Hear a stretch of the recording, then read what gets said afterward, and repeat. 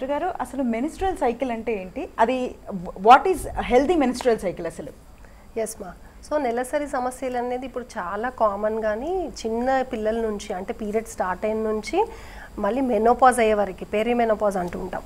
So అప్పటి వరకు కూడా మనం ఈ నెలసరి సమస్యలు ఒక ఉమెన్కి ఏదో ఒక టైంలో అనేది వేధిస్తూ ఉంటాయి అన్నమాట. సో అసలు నార్మల్ మెన్స్ట్రువల్ పీరియడ్ అనేది ఏంటనేది ఫస్ట్ మనం తెలుసుకున్నట్టయితే అప్పుడు అబ్నార్మల్ అంటే ఏంటి, లేదు హెవీ అవుతుంది అని అంటే ఏంటి అనేది తెలుస్తుంది. సో నార్మల్ పీరియడ్స్ అనేది మన బాడీలో వచ్చే హార్మోన్స్ బట్టి అది జరుగుతూ ఉంటుంది అనమాట రెగ్యులర్గా. సో ఒక ఫస్ట్ 14 days అంటే మన పీరియడ్ అందరికీ తెలిసింది ఏంటంటే 28 days సైకిల్. సో ఫస్ట్ ఇది మన డ్యూరేషన్ అంటే ఇట్లా 28 days వస్తేనే కరెక్టా, లేకపోతే కొంతమందికి ఒక 2-3 days లేట్ వస్తాయి, 2-3 days ముందు వస్తాయి. సో మేడం ఇది ఇర్రెగ్యులర్ అని అంటూ ఉంటారు కొంతమంది. సో అసలు ఫస్ట్ ఇక్కడ అర్థం చేసుకోవాలి ఏంటంటే ఒక 1 week ముందు అంటే 28 daysకి 1 week అంటే 21 daysకి పీరియడ్స్ వచ్చినా కూడా నార్మల్ పీరియడే, లేదు 1 week లేట్ అంటే అప్ టు 35 days.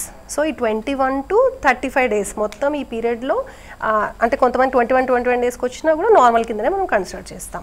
సో తర్వాత డ్యూరేషన్ ఆఫ్ ద పీరియడ్ అంటే ఎన్ని రోజులు బ్లీడింగ్ ఉంటుంది. కొంతమంది 2 days ఉంటుంది, మేడం నాకు తక్కువ రోజులు అవుతుంది 2 రోజులే అవుతుంది అని వస్తూ ఉంటారు. సో 2 days అయినా కూడా నార్మలే, up to 7 days. So 7 days వరకు కూడా నార్మలే. సో ఈ టైంలో ఓవరాల్ మొత్తం పీరియడ్లో ఒక 80 to 100 ml కన్నా ఎక్కువ కనుక బ్లడ్ లాస్ అయితే అప్పుడు మనం హెవీ బ్లీడింగ్ అనేసి కన్సిడర్ చేస్తూ ఉంటాం. అయితే కొంతమందికి ఇట్లా ఎంఎల్లో తెలుసుకోవడం కష్టం కదా. సో మనం ఎలా కన్సిడర్ చేయాలి అంటే ముందు పీరియడ్ కన్నా, మనకు ముందు వచ్చిన పీరియడ్స్ కన్నా ఇప్పుడు కనుక ఎక్కువగానే బ్లీడింగ్ అవుతుంది అంటే మనం ఒక్కోసారి 2 hours, 3 hours కూడా ప్యాడ్ చేంజ్ చేయాల్సిన నీడ్ ఉంటుంది.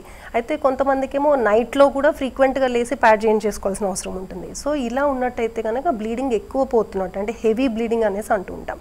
అయితే కొంతమందికి మరి గడ్డల్లాగా పడుతూ ఉంటుంది. సో అవి క్లాట్స్ హెవీ అయిపోయి క్లాట్ లాగా ఫామ్ అయిపోయి క్లాట్గా వస్తూ ఉంటుంది అనమాట. అది కూడా అబ్నార్మల్ అంటే హెవీ బ్లీడింగ్ కిందనే మనం కన్సిడర్ అంటే గుర్తుపట్టాలి, ఫస్ట్ ఐడెంటిఫై చేసుకోవాలి ఏంటి హెవీ బ్లీడింగ్ అనేది.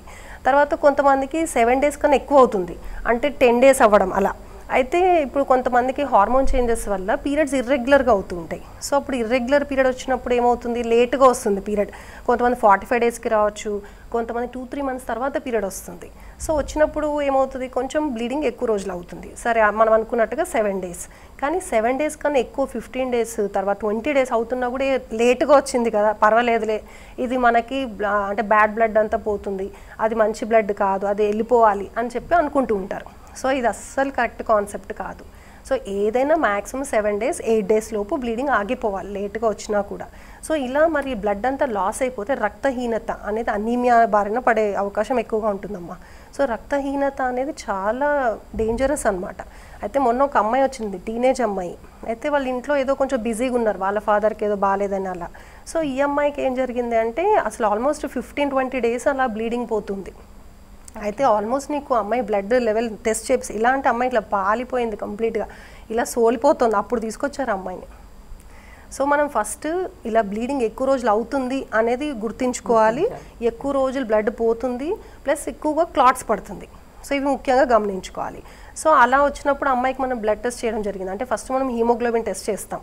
అయితే అమ్మాయికి అసలు 4.5 grams వచ్చింది. అసలు షాకింగ్ లెవెల్స్ ఆఫ్ అమ్మాయి అసలు ఎలా నడుచుకుంటూ వచ్చిందని నాకే చాలా షాకింగ్గా అనిపించింది అమ్మాయిని చూడడానికి.